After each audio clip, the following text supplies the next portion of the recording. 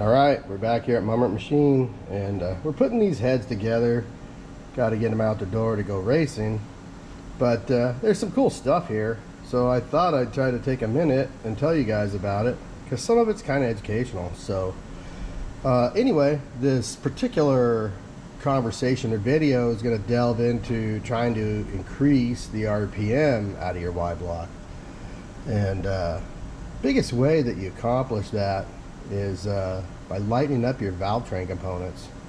So got the scale out here, and this valve here is our standard aluminum head valve. So this is a 195 diameter, 11/32, and this valve here with a good spring, right, a nice dual or good beehive, we figure is good to about 7,000. We don't usually try to turn this valve much over 7,000.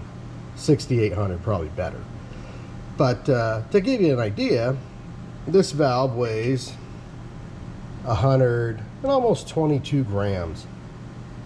So when we did our angle milled race head, which we've shown you guys a video of those in the past, we said we wanted to push the engines a little past 7,000, you know, somewhere 72, 7,300 RPM or something like that.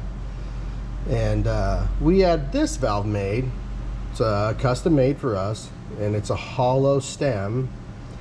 It's a 197, just 20 thousandths bigger, a little bit different seating angle, but still very much a stainless valve.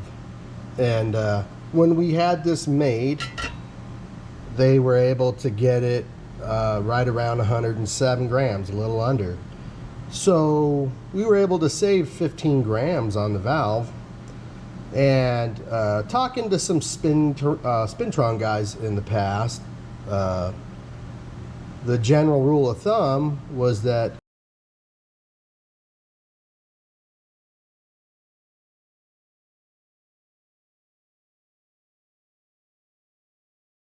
took 15 grams off the valve side with our hollow stem valve, and we figured that was good for about 300 RPM, and it basically was mission accomplished. It allowed us to take and push the engines a little farther up past 7,000, and we've been very successful with that. So now we're on this project, and this is project 8,000. So the hollow stem valves, we've pushed them a little farther than we want to. We've driven them up into the 75, even a little higher for a very short period of time, but that was as far as we ever wanted to push them. So when we started talking 8,000 RPM or slightly above, we knew we were going to have to make a pretty big change. And what we did is we had this valve made, and this is a titanium valve. And what you're going to see here, when you want to start pushing something farther, you got to make a big weight change. So now we've gone from 107 grams to, call it 75, that's a nice round number. But you're talking now something in the neighborhood of 32 gram savings. And from a mathematical standpoint, that's where we feel we're going to get that extra 600 RPM or approximately 1,000 RPM over the OEM valve. But yeah, when you start making RPM increases, a lot of times it's a mathematics game. We're using flat tappet cams, and we only have so much spring pressure we want to run, and so when you can add more spring pressure, you got to start making the parts lighter.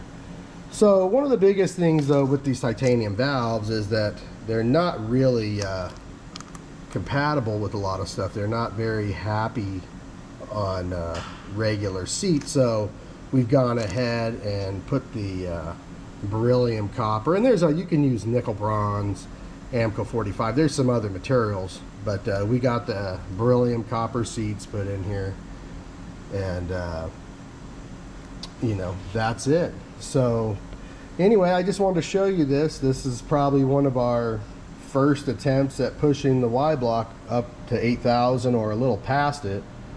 But we also want to do it reliably, right? Like, there's a big difference in pushing something to 8,000 and going, oh my God, I didn't really mean to do that, and pushing something up to 8,000 repeatedly, right?